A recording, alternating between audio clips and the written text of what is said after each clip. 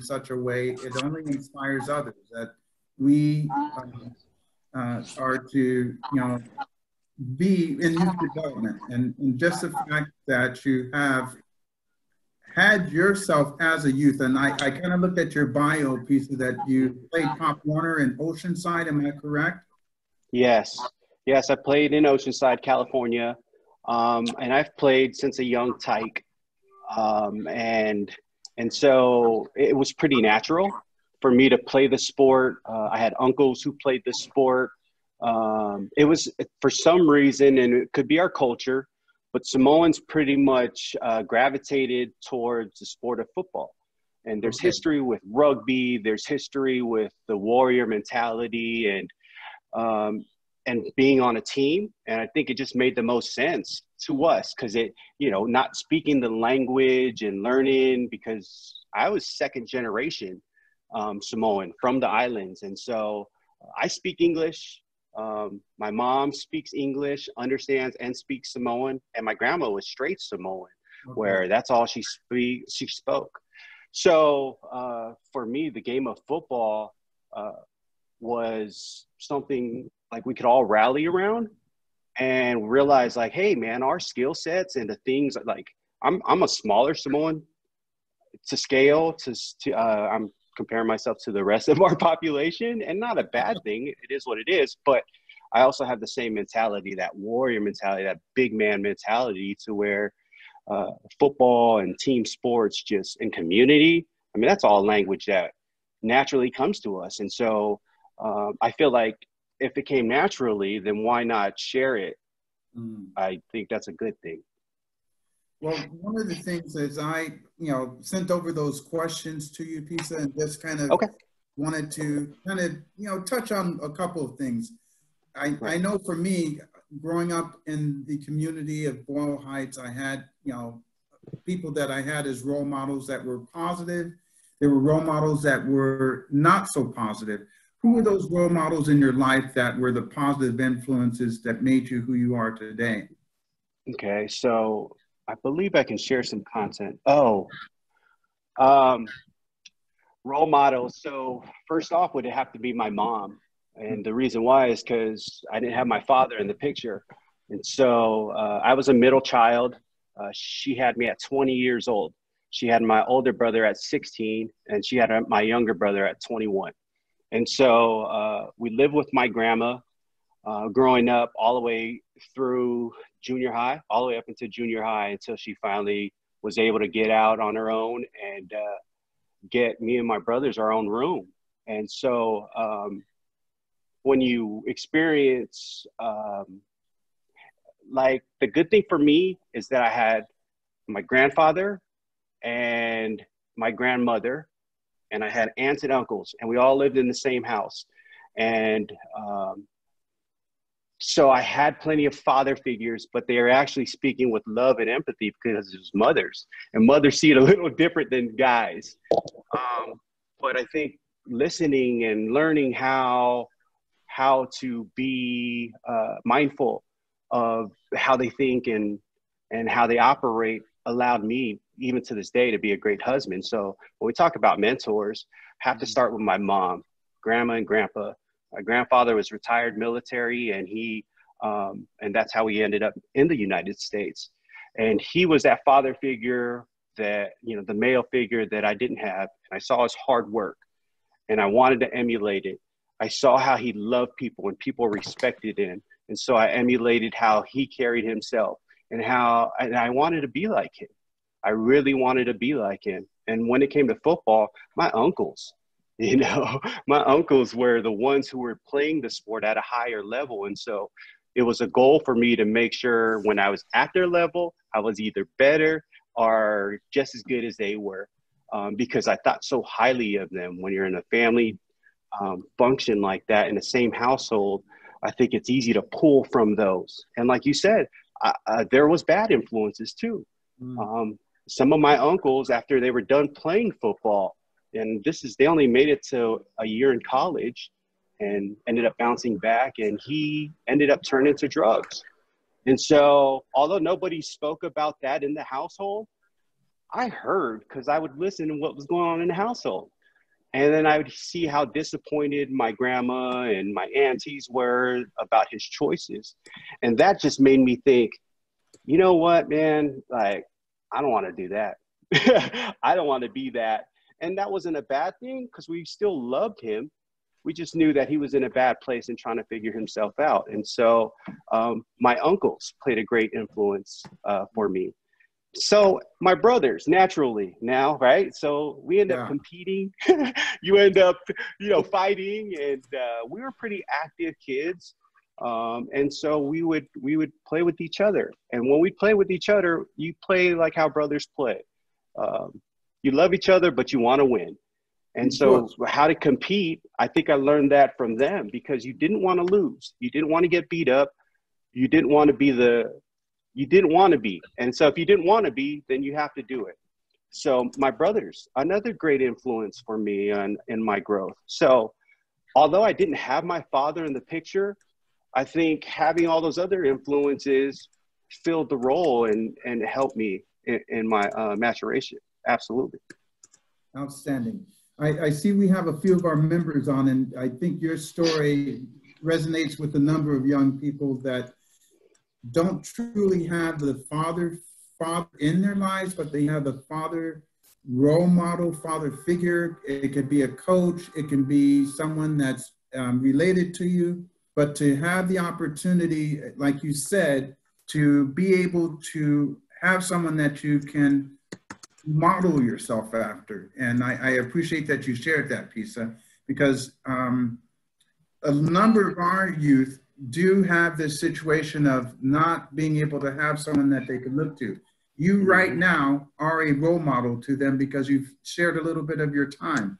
One of the things I have as another point of note, I want to kind of talk about your playing time in St. Louis and playing in the Midwest, the cultural differences. I know you played at the University of Hawaii, going from the mainland to the islands. What was that like? Oh, it was culture shock.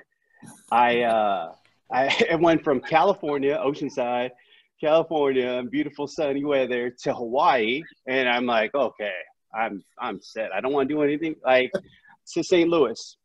And that's not a knock on the St. Louis. It is what it is, though. I mean, it's not like they got a huge tourism industry. So it was an eye-opening. In fact, I look at some of my pictures when I was a rookie, and I had a struggle haircut because I couldn't find a barber.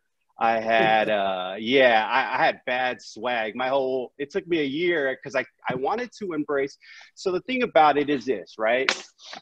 You go from one culture and now you're into another community where they have their own culture. And as a foreigner, I was taught, hey, like, you got to embrace the culture. And so for me, all I knew about the Midwest was cornfields. I mean, so I'm speaking from ignorance, obviously, and still. But I knew, like, man, all right, it is what it is. I'm in the Midwest. I better wear these, like, I don't know. My whole swag changed. I mean, I think I was wearing Ed Hardy stuff with, like, bedazzled. I had money. I was lost. I really was, because it was a culture shock to me. And so, that first couple years was definitely an adjustment period where I had to learn and figure out, okay, I want to embrace the culture. I want to embrace the community, but how do I do this? And so that was something that I had to figure out, which, I'm still trying to do that right now.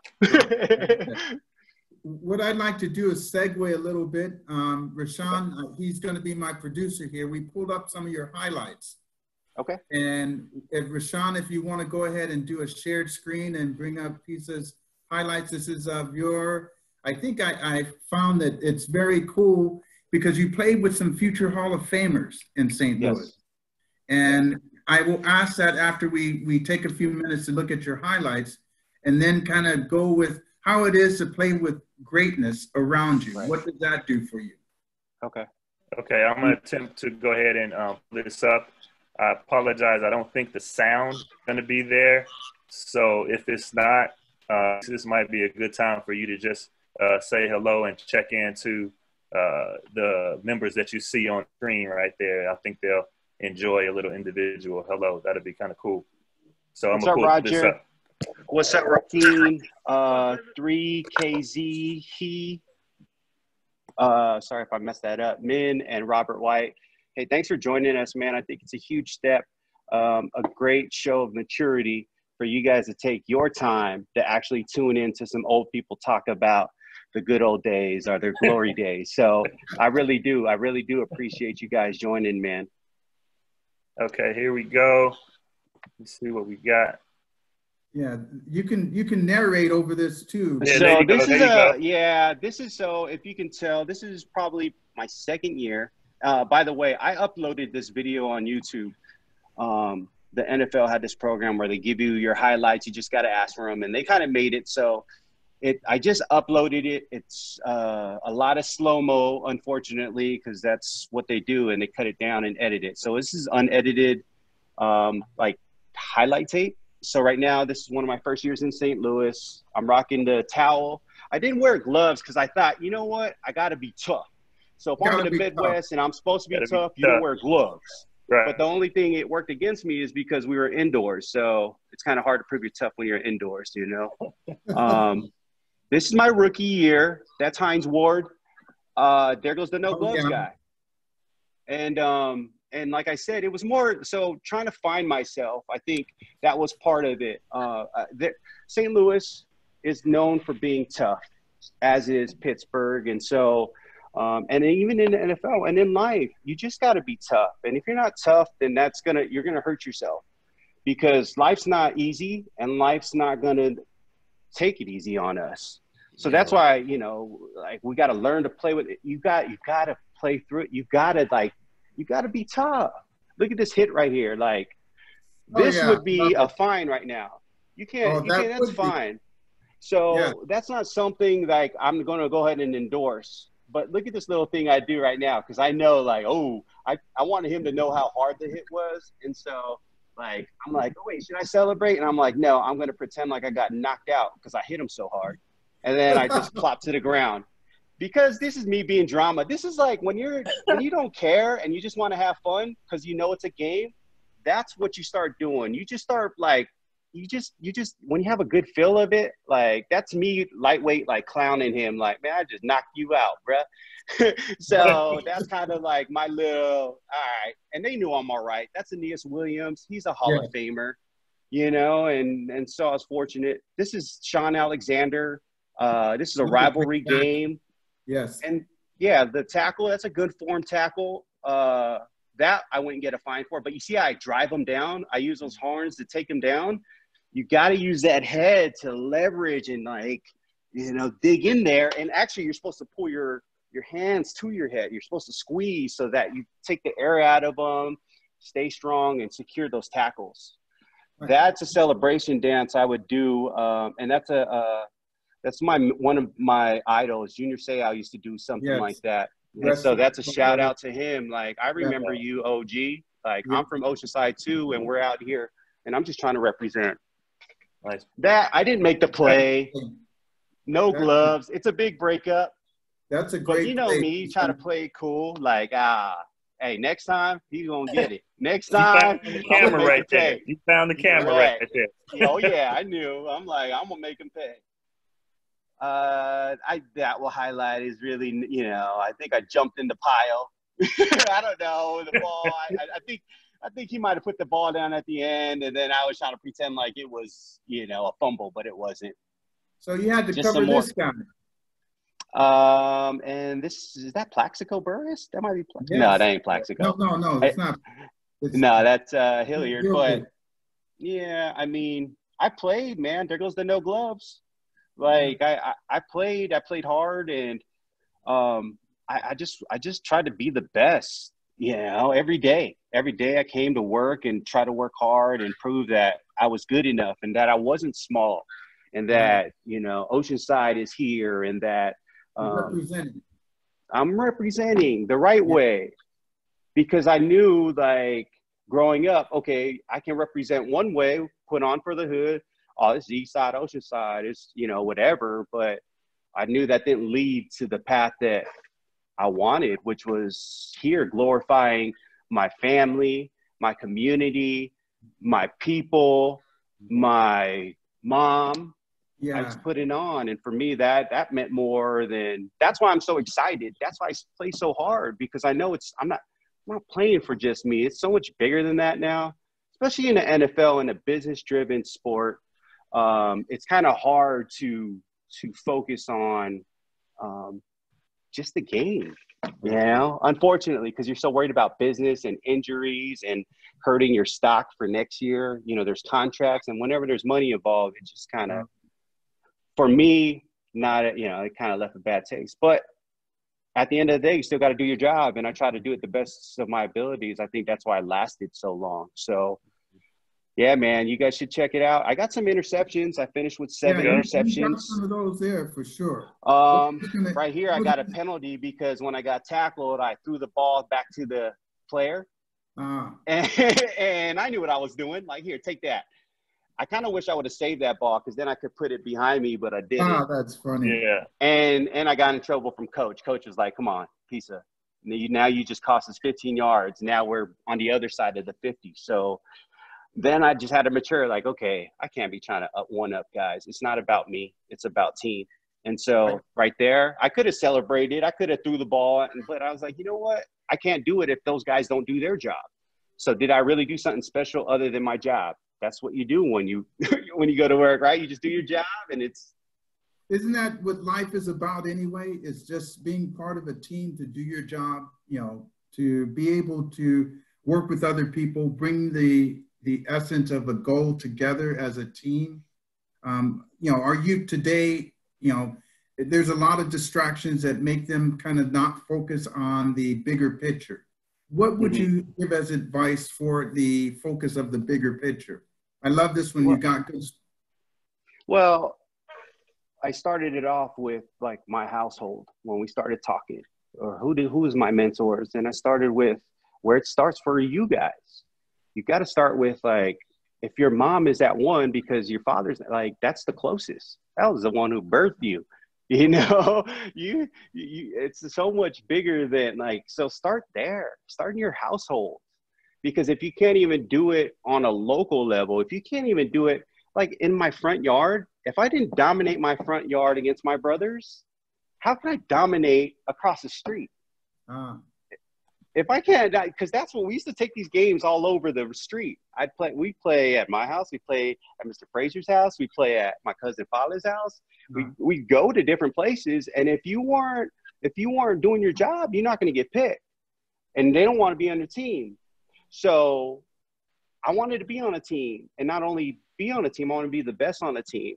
And that put me in a leader position. And that was a position I wasn't very fond of, because I knew my life wasn't right in other places. And so for me, I was like, man, I'm still trying to hang out. Like, don't look at me like I'm a leader, because I knew I wasn't fully right. I wasn't fully whole. And, you know, it was only by grace was I saved, because I had this accident. I got in car accidents. I almost lost my life over decisions that I just, you know, that I got in my own way a lot. So, you know, going back to the local and just staying, like, I had to understand my mom invested in me.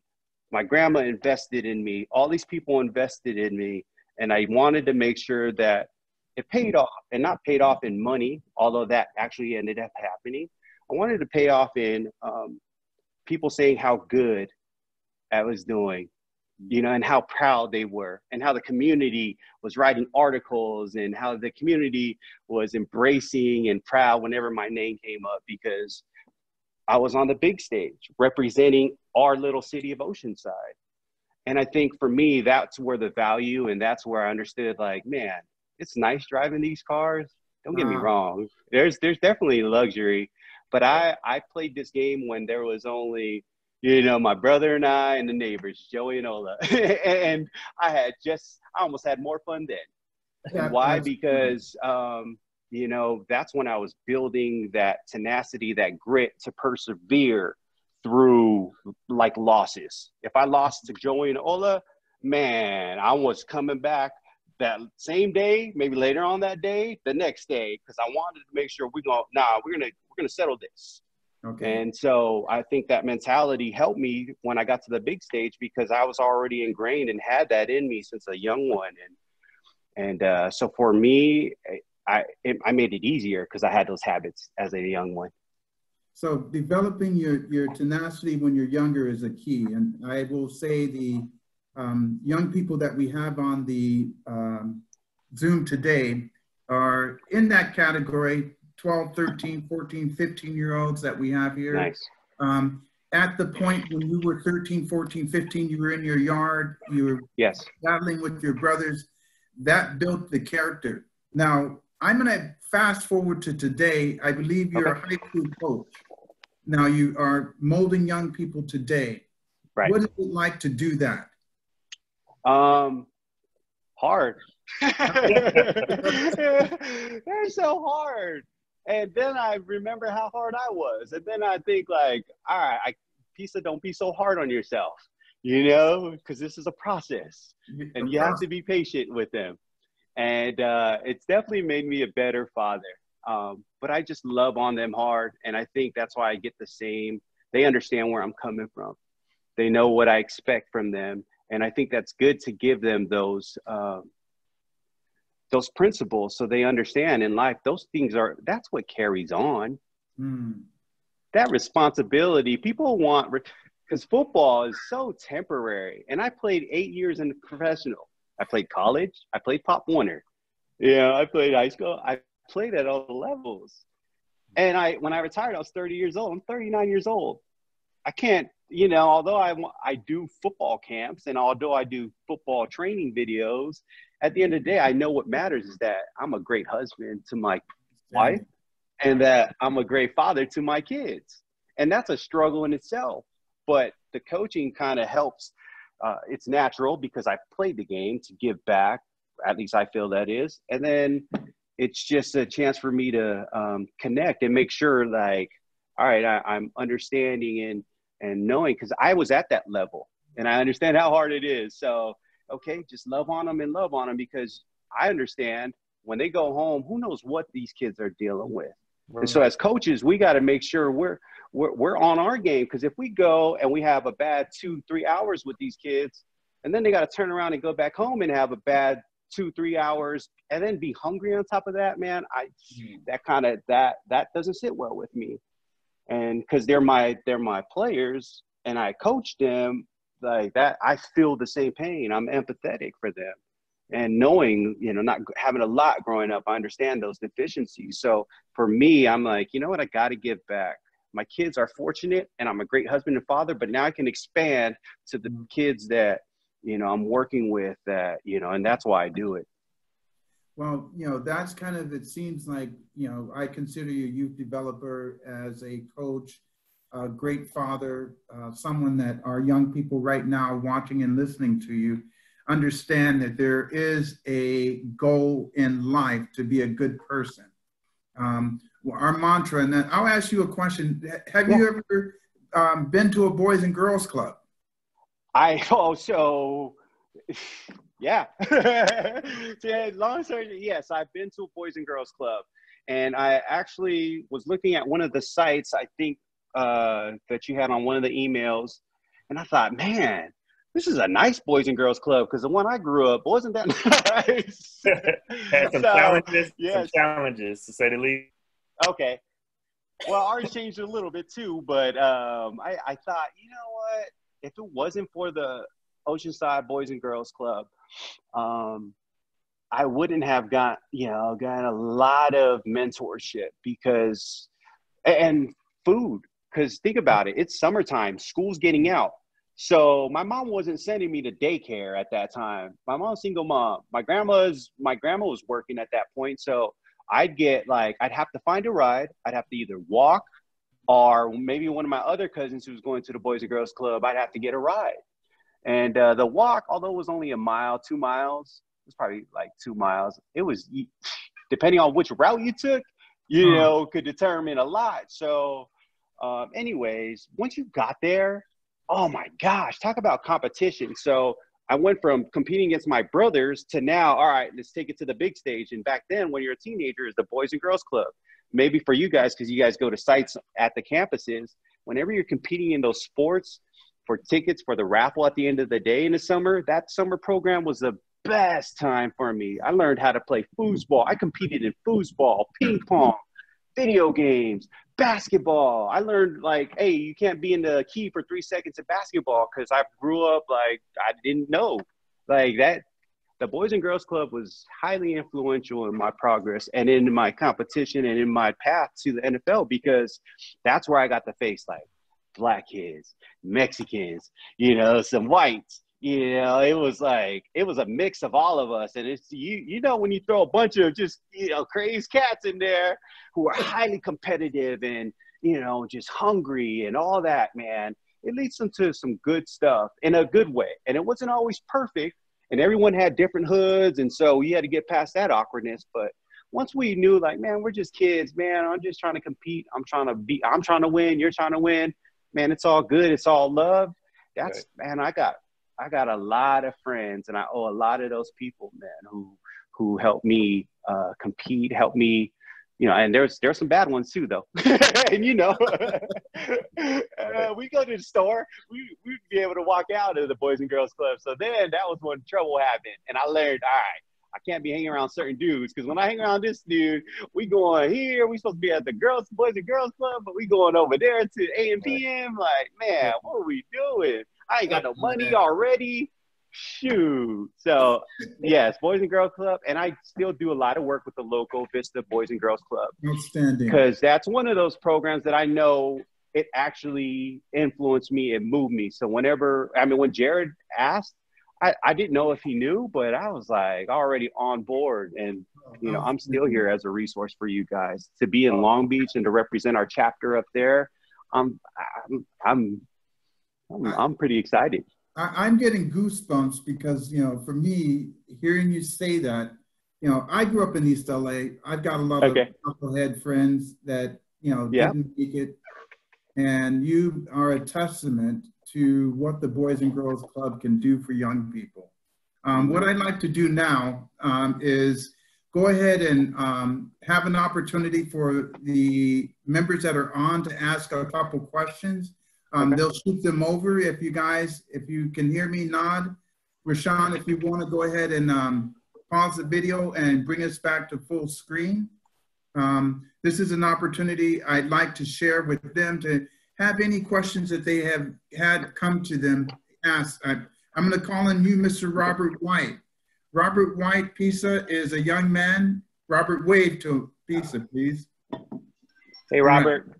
Robert's 13. I met him, I just started at the club in December, but I met him like my second week there. He is 13. Am I correct, Robert? Give me a thumbs up, Robert, if you're 13. Yes. He wants to play football. He is a point in which there are great opportunities for all these young people to aspire to greatness. Now, I pointed out Robert, but I want to point to other young people here. Feel free to type in a question for Pisa, and I'd love to hear what your questions are. Okay. And Pisa, while those questions are coming through, I just want to kind of go back a little bit to that statement you said about toughness, right? So talk about toughness as it relates to what the entire world is going through right now, like the pandemic, you know, COVID-19. Like, what can our youth do, you know, to symbolize, you know, toughness in that regard? Like, what do you think can be done in that sense? Gotcha. Well, I don't know if it's so much toughness as much as it's just focus, in the sense that it's like, man, there's some stuff we can't control, and we can't control this COVID. You know, all we can control is ourselves and what we do. So the fact that Rashawn, you know, are doing this, that Larry are doing this is just like awesome. Like that's an adjustment that you have to make. And I think when you're saying toughness, it's like, okay, I think about my son and I, we have this basketball series that we're doing right now with the neighbor and one of my other sons, and him and I have been losing. And so I didn't want to blame him, but I'm like, dude, I'm kind of scoring all the points and I'm D'ing up, and the guy who's scoring all the points is you. And so last night it was like the championship game, and I had to call a timeout. It was 9-9. We're going to 11, and we've already lost 2 championships. This is the 3rd championship game, and I'm thinking like, dude, we're about to lose 3 in a row. That's not a good thing. I'm not trying to be the Buffalo Bills. So I'm telling him like, hey, you got to step your game up. Like, dude, you're really sucking right now. And I think he knew where my heart was. So first of all, like, don't tell your teammates they suck. But my point was, I think he knows that he was the weakness. And I think he knows that, like, he has to step up or we're going to lose. And so I called him out and I spoke in love. I didn't cuss at him. I didn't yell directly at him. But I did say the comments to him in a way that we're letting him know, but if we lose, it's gonna be because of you. So toughness, he had to step up or not. And usually he doesn't step up. And usually I don't tell him that because I know he's not tough enough to accept those. He'll usually ball up, shy away, not want anymore, and quit. And he didn't. And he actually ended up getting a steal. He got the steal, made the point, got us the game point, and then I was like, all right, give me the ball. Let me finish the game, make sure we secure the win. But I was proud that he actually stepped up because the other kid was using him, and he knew he had an advantage. The other kid knew he had the mental advantage over him that my son was going to give up, and my son actually showed up. And although I hated that I had to get there because I feel like I don't want to be bad, and that's with coaching, right? You don't want to yell at kids because who responds good to yelling? But then again, I think as coaches, as mentors, it's all right to remind people that, hey, you're messing up. And I think the mentors that I respected and loved were the ones who told me when I was messing up, even when it wasn't easy, even when it was hard. But I had to just get past the fact that, yeah, maybe I am messing up and it's all right. Like, you just change it. So when I speak about toughness, I think about those examples because kids these days, man, it's going to be rough out there, man. Some coaches are going to say you ain't good enough, and they're gonna because they're going through whatever they're going through. But you can't let that affect you. You got to make your mind set, your plan set, stick to the script, play hard, give it your all, treat people good so that you don't have to worry about, oh man, he's bad, whatever. You just do good, man. And I think like that's where that toughness comes in, doing the right thing when you don't want to, or it's just that's imperative to kids' progression these days. Yeah, I appreciate you responding to that. And I think it's really awesome that our youth are able to see you like here, like down to earth, like as a real person, like not untouchable, taking your time to participate in something like this. It's not a stadium filled with thousands of people. We got how many people on this call? So, kudos to you, for doing that.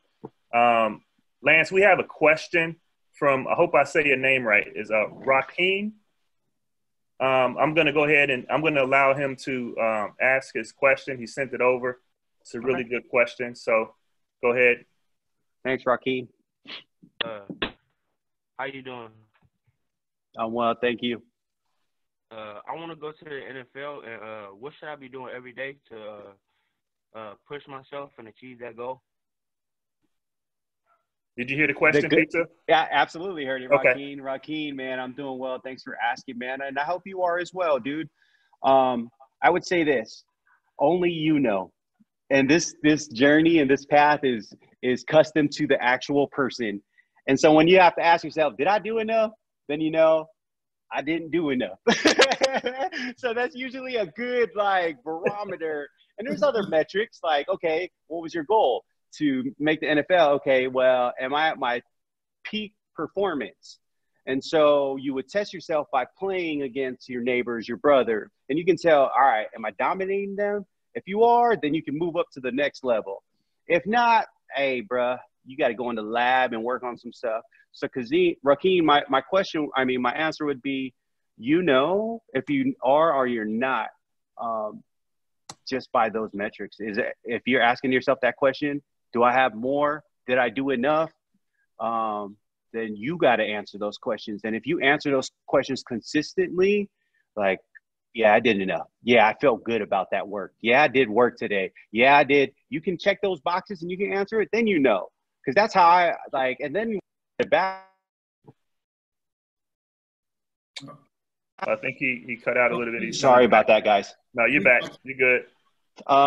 Yeah. So that when you get in those battles, you already know you won the battle because physically you're in shape to withstand the whole, if you're supposed to be a 12-round boxer, you got to be able to go 12 rounds. Mm-hmm. And if not, you're probably not a boxer. So, Rakeem, I would say this, man. If you can't dominate your block, you can't dominate your house, you start there.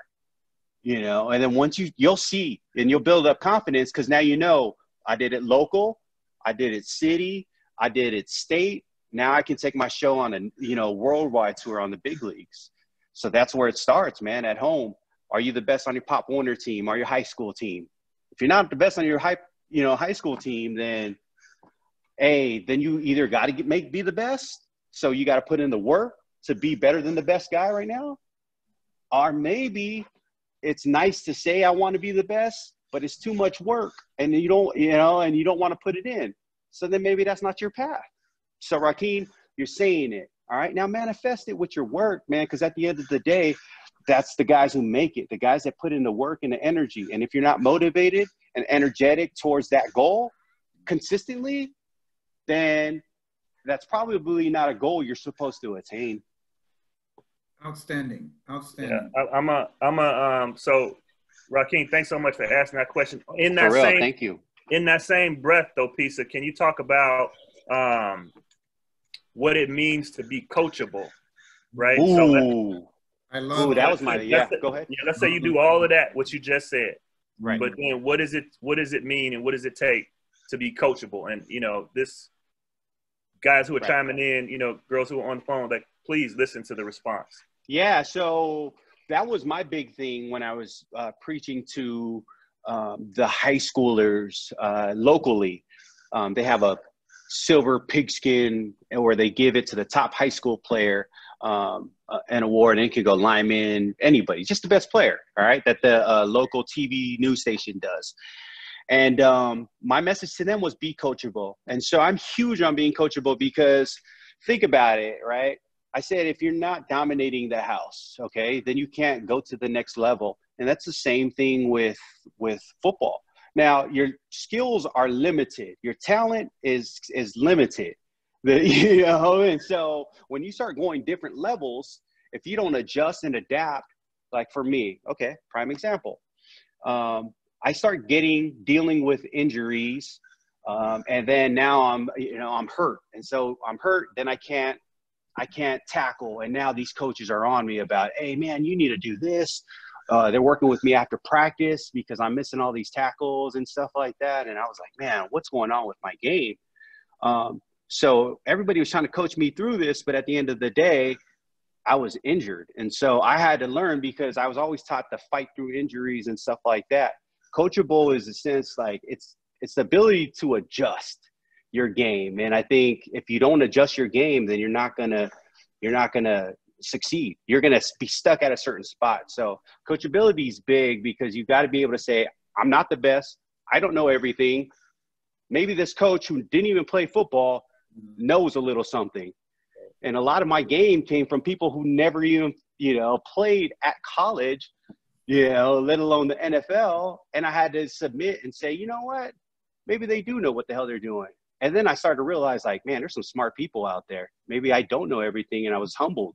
So arrogance is one thing, confidence is one thing, but at the end of the day, we only know so much. And in order to get better, you have to be open to receive coaching. Speaking of, I'm going to transition to a point where, are there 2 or 3 exercises that these young people can just, I say, you know, starting your day with push-ups in the morning and Yes. getting yourself, you know, kind of motivated to work out. I go walking in the morning, and Pisa, you're about to show them something, and what I love is that you do have videos and such to teach these young people, but go ahead and break it down for them real quick. Okay, so yes, you did ask me for some, but I got to keep it simple. I mean, we talk COVID, we talk this requires no equipment. All it requires is a line or something you see as a line. And right now I have 2 lines, and basically it's a hurdle exercise. You remember back in the days, they used to run through the tires? Correct. You know, they used to do the high knees, run through the tires. They used to, you know, now they use the ladder where you step in and step out. And some speed training coaches, they'll use small hurdles. But for me, I would say do the hurdle drill, because slow feet don't eat. And if you have fast feet, whether you're big or small, will like help you. And so what I try to do and incorporate is like, okay, here's my hurdle right here and right here. So I make sure, although I don't have a real hurdle, I try to imagine that if the hurdle was there, I wouldn't knock it over, you know? And sometimes when you're trying to step fast, what you do is you step, but you try to just get to the next box. Let's say the box, all right, here's my line, and I'm trying to step over, right? If I'm trying to step over a hurdle, my feet has to always go up. If I'm not stepping over a hurdle, you know, I'll just try to go fast and it'll go low. But that's not the same thing, because you're not doing knee drive, right? In football, you need your legs. And so for me, a drill that I love is like ladder drills, but it would be something like that, where I'm stepping over a hurdle, right? So for me, I kind of mix it up. And I coach myself, and I do it for time. And I go back and forth, and I try to get the feet faster, and I try not to knock the hurdle over. And so I do that side to side. I do it front to back. I do one leg over the hurdle. I do one leg back. I mean, I just combine those. You got to be creative. You got to be able to see targets that are not there, so that when they are there, you train yourself, your mind, and your body to endure. That's outstanding, Pizza. For me, hope it works, man. Oh yeah, it's a mental point of reference, and I like when you have your mind's eye on the prize. And I love that you just said slow feet don't eat. I like that one. Yeah, and you guys know that you can't be heavy-footed and slow out there. Oh no, not at all. You just, you know, same thing, Rakeem. You know, if you don't have, you got to have those feet. If you don't have footwork, it's hard, because that's where your balance is at. Your footwork is where your next move's at. And it's a game of details. And if you can't adjust or be coachable and learn those, you know, those movements, or train yourself those movements, it's hard for it to just come naturally. Now there are people who get it naturally, but that's what we call talent. Yeah, which, is very limited, even though it's still limited. Yeah. Well, I know we are just at that mark of 416 right now. I love that it seems like we just started for some reason. Good. Pisa, just having you come on with our young people, I am so appreciative. Jared, I'm conveying my appreciation to you, my brother. And the fact that, you know, we have an opportunity to connect with youth like this. This is, you know, what I was envisioning is trying to build something with the virtual community.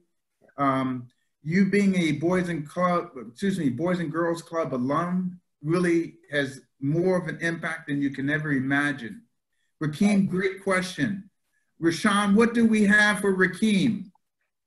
Well, I think not only for Rakeem, right? Go ahead. Yeah. I think for everybody that's on this call right now, I want to make sure, first of all, thank you for joining us. You know, already, you know, thank Pisa, really appreciate that. But there's a sweatshirt behind me. Can you guys see that Rams sweatshirt? It's a little hoodie right there. If you take the time to send me your size, if you just drop your name and your size in the little chat, send it straight to me. we'll make sure everybody gets one of these hoodies right here. This is the nice one right here. Everybody on this call gets one of these. And it looks like Robert already has a hoodie, so you're gonna really like this one. Robert White got his hoodie on right there. I see. So just drop your size right there, and we'll make sure that you guys get this. And you can wear it when the season starts, wear it when you're watching the game, and just represent LA Rams. There you go. There you go. Hey, can I say, guys, and I'm talking about the kids on this call, this is a huge step for you guys to take the time to say, you know what, I'm going to do this and listen in. I mean, I'm not doing anything else. I don't know why the heck. I don't know if your mom, grandma, I don't know, somebody's like, hey, listen in. But anytime you can find a way to get better, you're helping yourself out. You guys just invested in your own life, right? The guys at the Boys and Girls Club invested in you, invested their time to do something like this, and you reciprocated that by showing up. And that's one of the biggest things. You showed up. A lot of people won't show up. It's just some stupid, get out of here. I don't need to hear that. But you guys are getting fed a good word by some good people. And people that take that time out to look after you. That's why I coach now, because I love people that speak something about that person. These guys are the adults who are on the call. It speaks something about that character.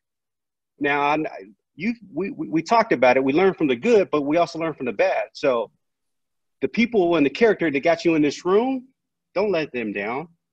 If you say you want to be a professional player, Rakeem, go be a professional player.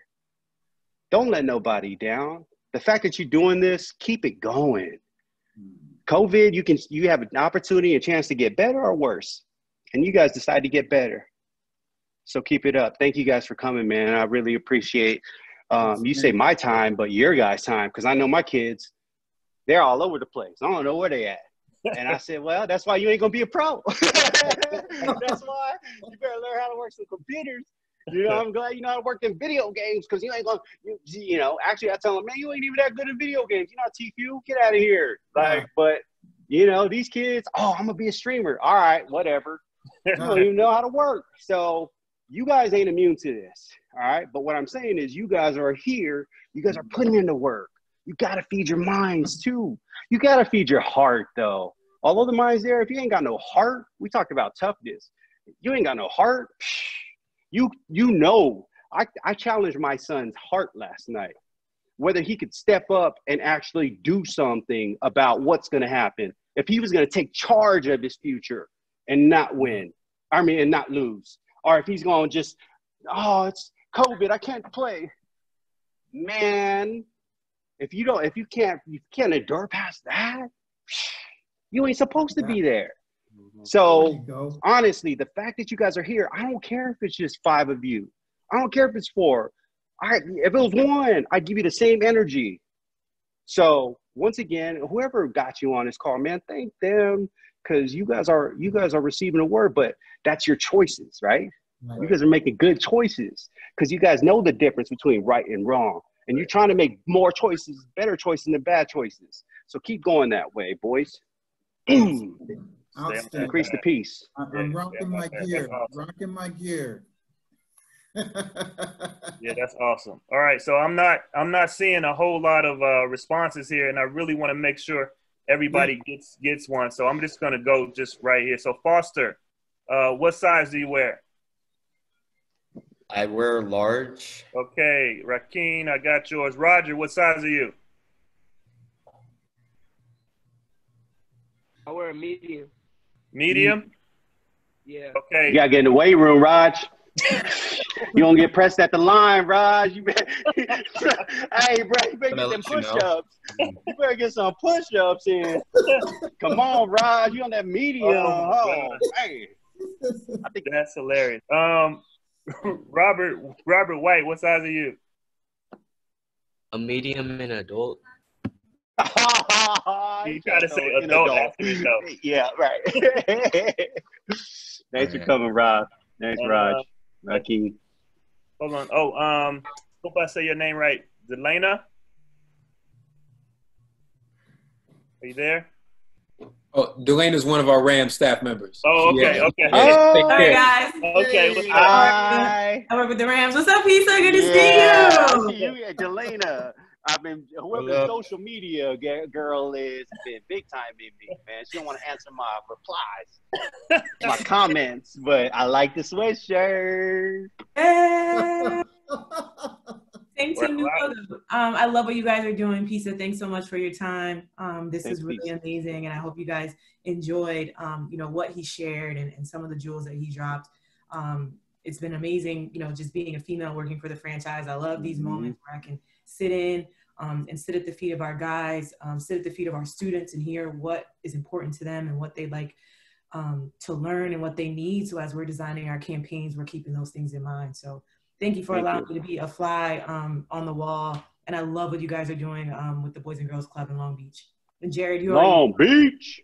Jared, you know I'm a fan of yours, and I'm glad to support anything that you're doing. Thank you, Ms. Atkinson. Thank you, thank you, thank you.